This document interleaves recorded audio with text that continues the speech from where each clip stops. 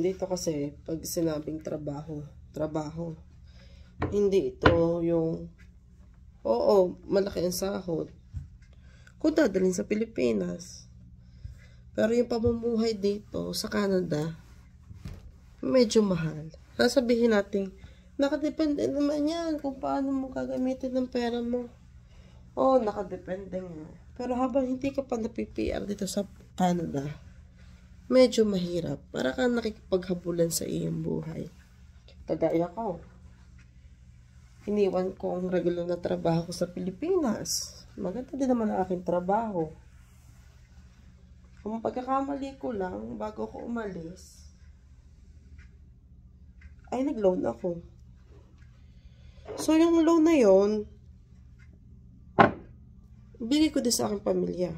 Binigay ko sa pagkapa-apply dito, sa aking pamilya, na binabayaran ko ngayon. Medyo mahirap, kasi, kaya sa Pilipinas, lahat ng itatrabaho ko dito, ibabayad ko din doon sa mga naiwang utang. Sige, sabihin natin na pagkaraan ng 2-3 taon, okay na lahat. Pero pag natin kalimutan, nang hirap noon. Isa pa, kagaya ko na hindi ko hilig yung malamig na klima. Baka may magsasabi din, bakit ka papunta dyan kung hindi mo pala gusto ng malamig na klima? Hindi ako grateful. Pero yung pangangailangan ng aking anak na dito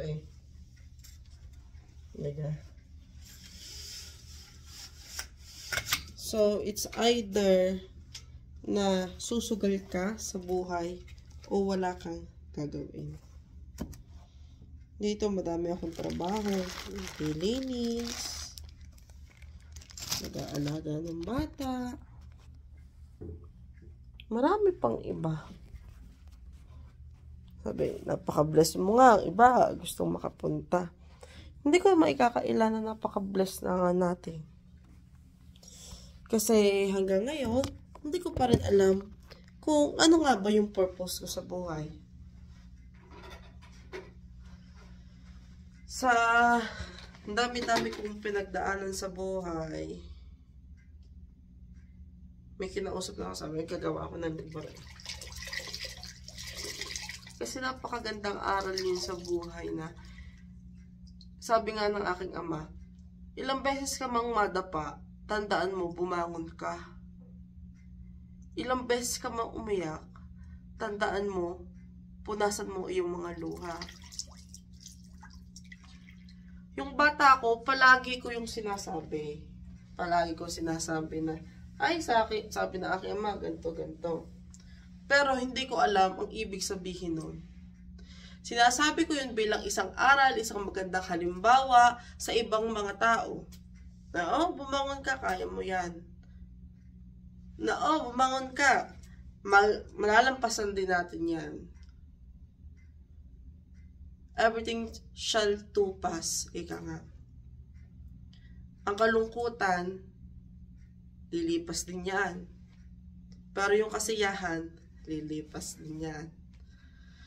So, sa bawat oras na ikay malungkot, sa bawat oras na ikay masaya, kailangan mo namnamin ang bawat oras na ito. Sa kalungkutan, marami kang matututunan. Sa kasayahan, kung minsan, marami kang mapapagdesisyonan na hindi naman nararapat. Kaya, may kasabihan nga, huwag kang magdesisyon kung sobrang saya o ikaw ay sobrang lungkot. Akala ko nung ako ay bata pa na ang buhay ay magtatrabaho, sasaya, kakain. Hindi palagi yung kaperpekto. Ang buhay pala ay puno ng misteryo na hindi mo alam kung saan ka dadalhin sa nung Panginoon.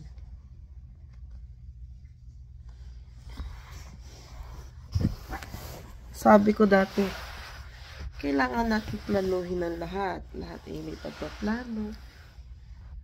Pero may mga pagkakataon na kahit hindi mo pinalano, yun talaga ang mangyayari. O kahit na iyong ipinalano, hindi ito mangyayari.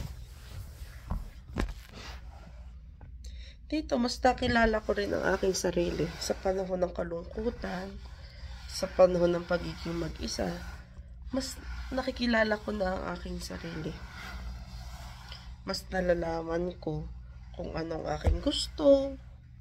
Mas nalalaman ko yung mga taong nasa paligid ko. At mas nakita ko na ang mga tao, hindi ko sinalalahat. Mga kamag-anak, hindi ko din lahat nilalahat. Nandyan sila kapag nakikita nila ang inyong tagumpay. Pero wala sila kapag nasalog mo ka ng kabiguan. Tanda ko naman, di naman sa ako magre-reklamo ha. Sabihin natin, napakasimple lang naman yan. Ganyan. Pero one time, may kamag-anak ako na sobrang yaman. Sa sobrang yaman niya, ang dami niyang binibigay sa ibang tao. Basta may mga pictures. Pero ako, nanghiram ako ng 100. Wala kasi yung pandaya parang aking anak. Hindi ako pinahiram ng 100. That is my first time to borrow money from her. Hoy, English, baka malang grammar, di tama nyo. At doon ko napatunayan na, ang gusto lang pala na ay kunya pag may makakakita. So, haya ako, may pati ba kasi klase na tao, yan. Siguro, yan saya. Tapos, okay, umalis na. Pumunta ako din sa Canada. Na sinasabing pangarap ng lahat. Kapag kala ko kapag kinakatungtong sa Canada, mayaman na. Yung pala, ikay talagang magtatrabaho. Bawat diskarte mo, kailangan mong pag-isipan sa iyong utak. Hindi ka maaaring magtanga-tangahan. Sorry for the word. Sa mga bata dyan, sorry po.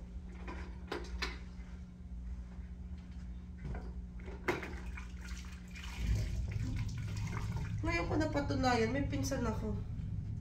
Utang ako ng utang. At kahit anong utang ko, kahit ako'y madali ang pagbabayad ng iba, hindi ko nabayaran. Magsasabi lang yun ng konti sa akin, pero in the end of the day, papahiramin pa rin niya ako. Yun ang masasabi kong tunay na pagmamahal ng isang pamilya. Shout out, Ate Bebs.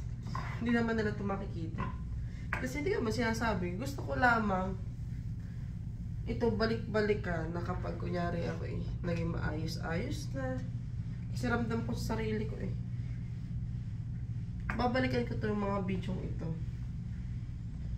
Na dito sa lamesang ito, baka mamaya isang araw, hindi ko na kailangang punasan ng ganito.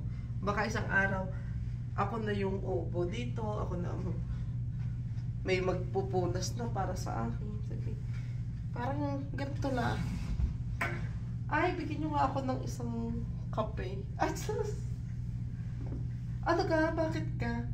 Anong gusto ninyo? Gusto nyo nang kumain sa labas? Na isang araw, sana maranasan ko din yung tutulog ako.